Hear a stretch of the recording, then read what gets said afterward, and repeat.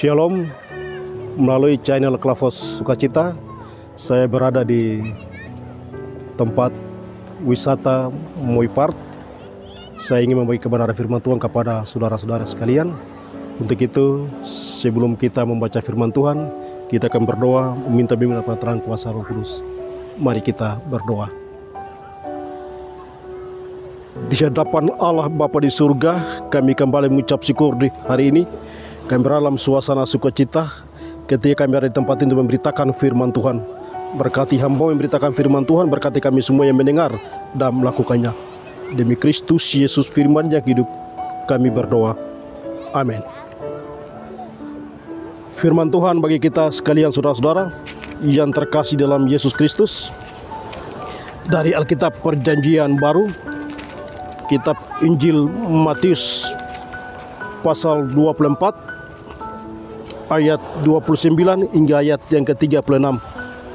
Yang demikian bunyinya, kedatangan anak manusia, perumpamaan tentang pohon ara.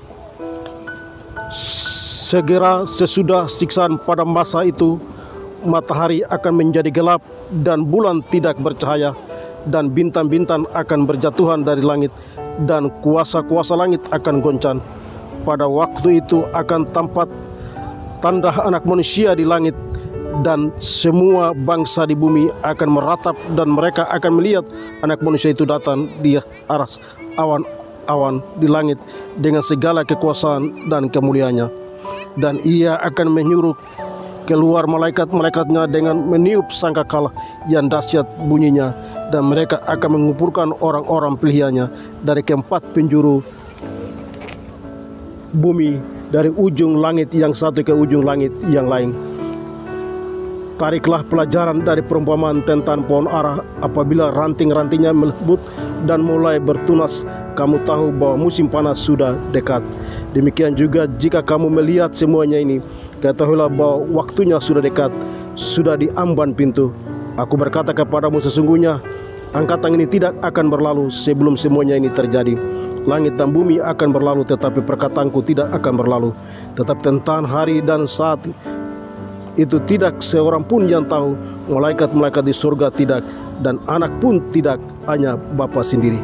Demikian pembacaan firman Tuhan, yang dikatakan berbahagia bukan saja mereka yang mendengar, tapi juga harus melakukan firman-Nya hari lepas hari. Saudara-saudari yang terkasih dalam Yesus Kristus, firman Tuhan dari kitab Injil Matius pasal 24 ayat 29 hingga ayat yang ke-36 dengan tema khotbah kedatangan anak manusia. Sesudah Yesus mengawali seluruh pekerjaan yang telah disampaikan oleh Sang Bapamu di surga dan telah rela dan ada ke dalam dunia, tetapi juga ketiga Yesus mengalami siksaan yang cukup berat. Ketiga harus mengalami penderitaan. Ketiga ia ada dalam suasana. Ketiga ada di tengah-tengah dunia ini. Bagian yang lain Yesus menyatakan bahwa ia ada untuk semua orang bangsa yang ada di muka bumi. Ketiga ia ada dalam situasi dan kondisi di mana semua orang harus mengakui dan menerima Yesus sebagai Tuhan dan Juru Selamat. Dari firman Tuhan, dari konteks firman Tuhan pas Matius 24 ayat 29 hingga ayat ke-36, ada beberapa hal yang perlu kita pelajari berkenaan dengan konteks pembacaan firman di saat ini. Yang pertama, ayat 29 hingga ayat yang ke-30, saksian tentang mereka yang betul-betul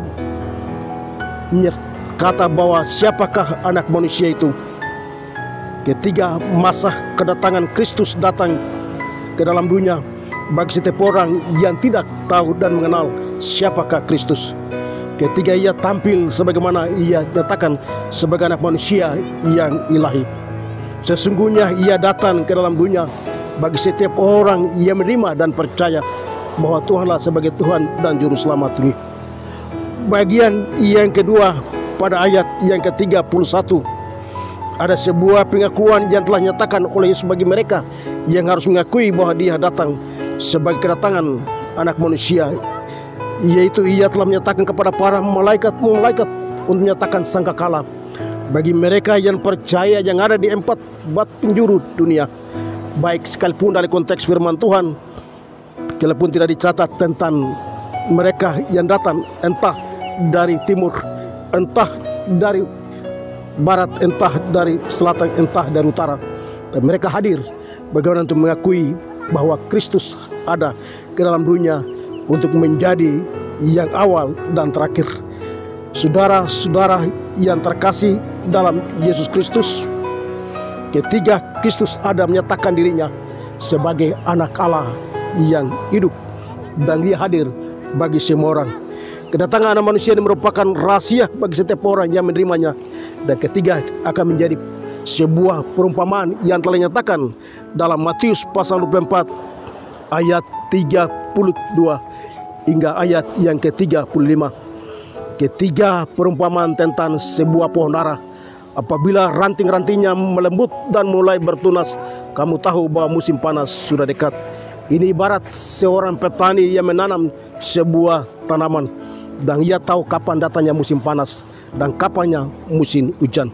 Ia melihara tanaman itu dengan baik ketika pada waktu musim panas, tapi juga pada waktu musim hujan. Ia merawat dan menjaga hingga dapat memberikan hasil yang baik.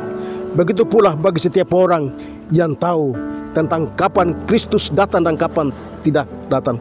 Tapi bagi mereka yang harus betul-betul menerima Tuhan dalam hidup dan kehidupannya, tentang anak manusia itu sendiri, bahwa ia lain daripada anak manusia lain yang ada di muka bumi.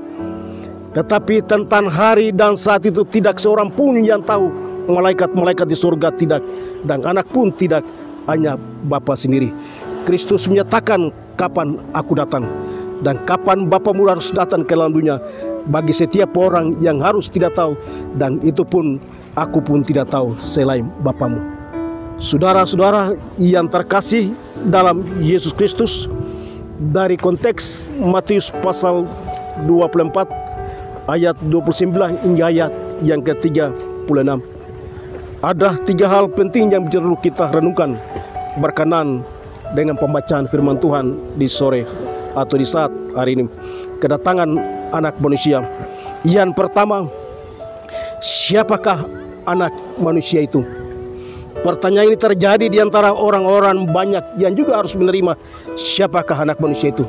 Bahkan mereka yang menantikan tentang ia yang datang dalam bentuk kehilangan anak manusia. Tapi juga bagi mereka yang percaya, mereka akan menantikan entah di waktu siang, entah di waktu malam. Belajar dari pengalaman 10 gadis, 5 yang bijaksana dan 5 yang tidak bijaksana. Berjaga-jagalah supaya kamu akan tahu bahwa kapan ia akan datang. Tetapi juga mereka harus percaya bahwa dia datang dalam rangka keselamatan, tapi juga kemuliaan Allah yang akan datang. Yang kedua, bagi mereka yang menerima Kristus dalam hidup dan kehidupannya, itu berarti mereka mengakui bahwa dia datang sebagai penebus dan juru selamat.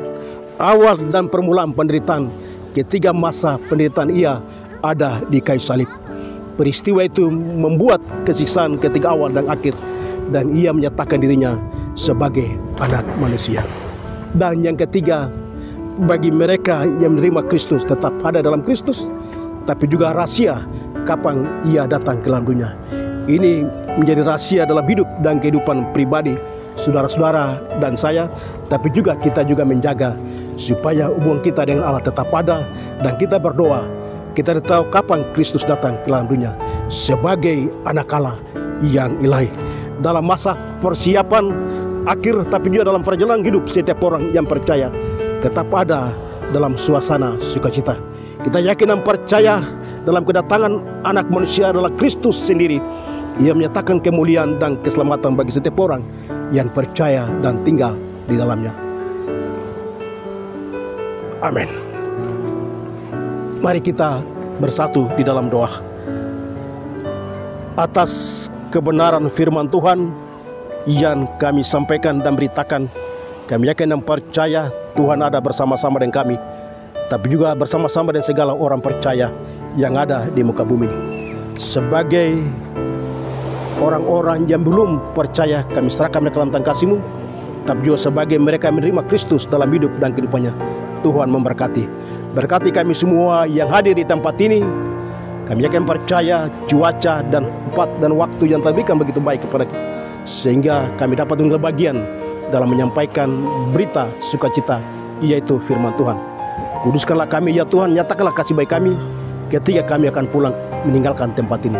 Berkati rekan-rekan pelayan semua yang hadir. Berkati kami semua yang berbagian. Berkati mereka yang mengambil bagian dalam tugas dan tanggung jawabnya. Tuhan memberkati kami semua. Inilah doa dan ungkapan syukur sifat yang kami bawakan di saat sore menjelang siang menjelang sore petang ini. Demi Kristus Yesus Tuhan Yesus Selamat kami berdoa. Amin. Shalom. Tuhan memberkati.